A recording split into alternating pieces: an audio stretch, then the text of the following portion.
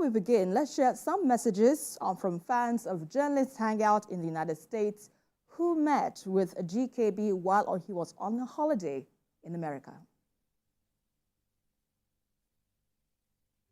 This is GKB reporting from Chicago, Illinois. I have with me here our biggest fan in the Americas. Biggest fan. Biggest fan. She's so big that she's threatening to come to Lagos and be with us. Yeah, for sure. I want them to say hello to Jide, hello to Ayo, and then everybody, all the Journalists Hangout crew. All the Journalists Hangout crew, we watch you every day, every day. Thank you for keeping us updated on all the things going on back home. We appreciate you and everything that you're doing. Merry Christmas. And we really are grateful. Yeah. So y'all say Journalists Hangout, Merry Christmas. Merry Christmas, GKB. Merry Christmas, Jide. Merry Christmas, Ayo. We love you all. We love you too. Hello, good afternoon. This is GKB in Chicago. Oh, yeah. With my host, the Big T, Dr. Tony Azamaya. Only you. This is for the Rotaractors idiots. For you to know we are here. I'm fine. Everything is fine. Good. I'm looking good. I'm looking the part, as you can see. Everything is working well. The boys in town. There's nothing else you can say. But to say thank you, Chicago. And I'll be back next week. God willing. Oh, yeah. Have a wonderful day. This is GKB, and this is my tankable. GKB don't collect gift too. Don't collect gift too. The progressives of Progressives Indiana. don't cry. They don't do for us. They don't do for me, oh. They don't do Because for I us. go to Nigeria, go and press, oh. Nah, so. Nigeria has seen this all You see, before. na nice laptop to that one. You see how before? Nah, so. You see how? You see how? You see how? You see? Na serious one. Serious job, oh. Just one. Now let people get up for Nigeria. Nah, so. We are the president. Nah, so. GKB must have had fun, I can tell from the videos that you just shared with us. Yeah, it was a beautiful experience. Wow. We have a lot of fans all over the world. But I'm usually very overwhelmed whenever I get to the US, especially the Midwest area, Chicago, Atlanta, and Indiana. A lot of people were even aware I was coming. Because it was announced on the program that I'll be away for 2 months. So they were throwing parties left, right, and center. And they insist on talking to Jide. But the problem is that by the time they are talking to me, it will be 2 a.m. in Nigeria, and no person on this earth will talk to Jide at 2 o'clock. I'll be in dreamland at that time. So a lot of people just stop me on the road and say, hey, GKB, where is Jide now? Can I talk to him? I said, I know we'll not pick it. I just pick it for. Can I talk to him? After I ring it for a minute, I said, it's 2 a.m. No, they've not dropped the voice note, so that's where we have digital. We did that a lot, but they just wanted to hear his voice. They wanted to confirm that I was not the fake GKB. All right, I think you have a challenge with your microphone. Let's actually quickly get 2 months, 12 minutes. Okay. Well, we had to just play about 3 minutes or so. So we have fans everywhere, everywhere. There is no part of the world where we do not have fans. Whether in China, everywhere. The program, to me, is much bigger than we even imagine it to be. Whether it's in the UK, when Mayor traveled to the UK, he said from Heathrow, people were dragging him and saying, we know you, journalists, from Heathrow. Before we got onto the tube, they were, and some of them were saying, look, we would like to host you. They hosted me. Well, the Heathrow story. They hosted me 5 years ago. The custodian staff, they called each other. Those who were clean, they just heard my voice. And they said, that was GKB's voice. So now took me and my children out of the airport, a place called East 18. So we eat Chinese food. They paid. They even gave us takeaway because we have a layover over 3 hours. They said, take it along. And thank you that we thank you.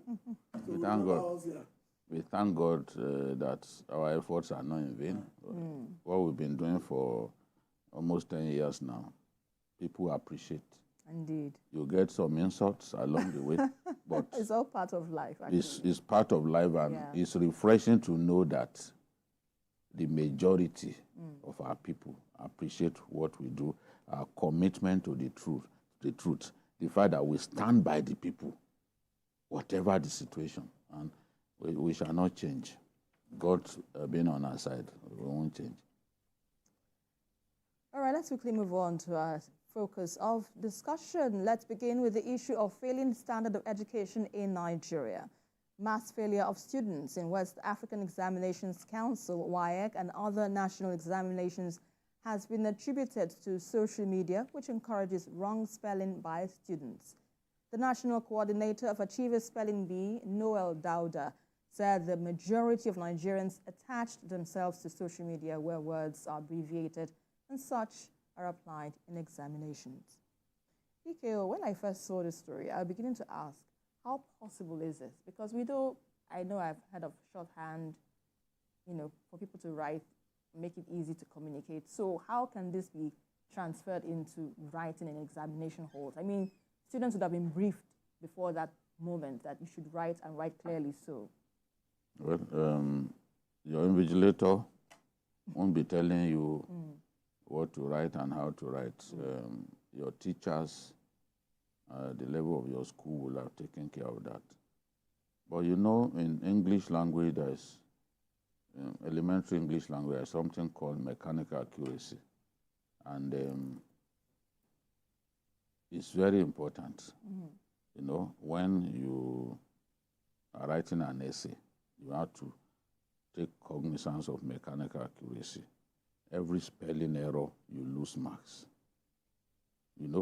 Where you are supposed to use punctuation, if you do not use punctuation, you lose marks. Where you do not spell accurately, you lose marks. So in today's world, these children simply, they've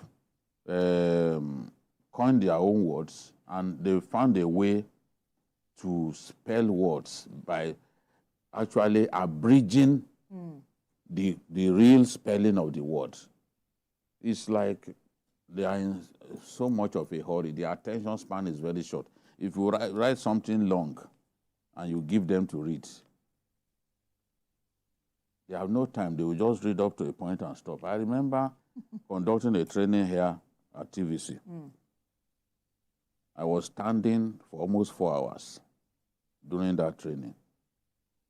And some of the staff were telling me, please, is there an electronic version of these training notes that I came up with? I said, no, there's no electronic version. And you must write everything that I'm saying. As I was dictating, I told them to be writing. It was a nightmarish experience for them because I knew that if I provided the electronic version, they would not concentrate fully. And we are talking about errors that we see on a daily basis. We Nigerians have carved out our own version of the English language. The Nigerianization of the English language is getting worse with every passing day. So some of those errors, you won't even know that they are errors. You imagine, oh, this is correct. And that was what I was teaching. You wanted me to give you the electronic version so that you can refuse to pay attention to what we were saying. I said, no. What were you must have lecture notes. Yes. They all had their lecture notes. In fact, there's a correspondent who tells me that from time to time, You revise. the lecture, in their own hand, they came with their exercise books. And that, in my view, was the best thing to do because that was the way I was trained. We didn't have internet during our time. The internet has revolutionized our world, but it has also made people lazy. Even journalists, people just rush, go to Google, you go and pick something. And it's not everything that you find on the internet that is correct or is accurate. We've seen situations when people lifted a story written by another person, somebody's hard work, and dumped it on his own page, changed the intro, changed the conclusion, and put his name. A famous newspaper in our country was guilty of that. They just changed the intro and the person gave himself credit. Byline. So, but for the young people, it's not even the problem of spelling that is of concern to me. It is the fact that young people now suffer sleep disorder because it is at the time when they're supposed to be resting their heads that they are on social media or playing some games on their phones. So the time that children give to studying has diminished over time because they become so attached. You know, the social media is addictive. Yeah. I was telling my son, I got into his room at 2 a.m. I saw him, he was playing a game on his phone. I said, look, when did you start to behave like this? This thing is addictive. If you do not get rid of it at this point, it will affect you academically. What I usually do is, like 2 weeks to the exam, I'll relieve him of his phone. That's my last one. I'll relieve him of his phone, lock it up. You know? Their tablets, I would take their tablets from them. In fact, unfortunately, when the NSAS people came and said, our office are blessed, the tablet was raised inside my office because I had to keep it. If I didn't do that, because I noticed that when I traveled and my wife didn't take it, my children did badly in their exams. So this social media thing is, is something that we have to strike a balance. Indeed. Yes. And in striking a balance, GKB, how can this be done, particularly for a world which is fastly advancing? Because we cannot stop our world from, advancing to the stage it is moving. So how can we balance, ensuring that our children, our wards have good education while also keeping up with the trends in terms of technology and all of that? Well, I know of some schools that do not allow their students access to phones, especially when it's a month or 2 weeks to the exam. In fact, there are boarding schools that don't even allow it at all. You can only call the house mistress or the house master to talk to them. And they have access to talk to you for 1 minute only. You will tell them, write whatever you want to tell to your father. 1 minute, I'll take the phone away from you. Of course, all that can be flushed away when they come home for 3 months and they have unlimited access to their tablets and their phones. And the addiction to games, to me, has advantages if you can be controlled because it teaches you alertness. But my fear is the fact that they are now moving from games to more harmful sites. Young children are now going to porn sites. They're now going to betting sites, things that normally, when we are their age, you don't even know what they are called. And you'll be surprised that they know. But the main danger is the fact that the language is now so saturated with curse words that they've taken as second nature.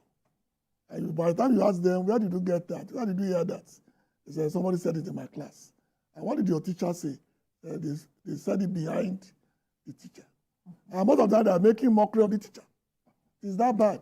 And all this is based on access to social media. And that to me is the danger because normally logic is number one when it comes to English language. Right. You must make sense. You must introduce, you must do the body of the work, you must conclude. And that will guide you throughout life. Whether you become a journalist or a doctor, whatever you become, you must follow the sequence organization. Now they don't do that anymore. That's why when you see them as adults on social media and they argue, you wonder, did you read? No, did you read what you are reacting to? Some won't read the post and they will be commenting. And then you wonder, you didn't go to school. Why you not taught that to follow this pattern? But they are the noisiest of the people on social media. They tell you what to do. They tell you what your father has done. And sometimes you have to reply them and tell them what their father was never going to become. Well, let's quickly hope that this matter is addressed before it gets out of hand. Well, now a show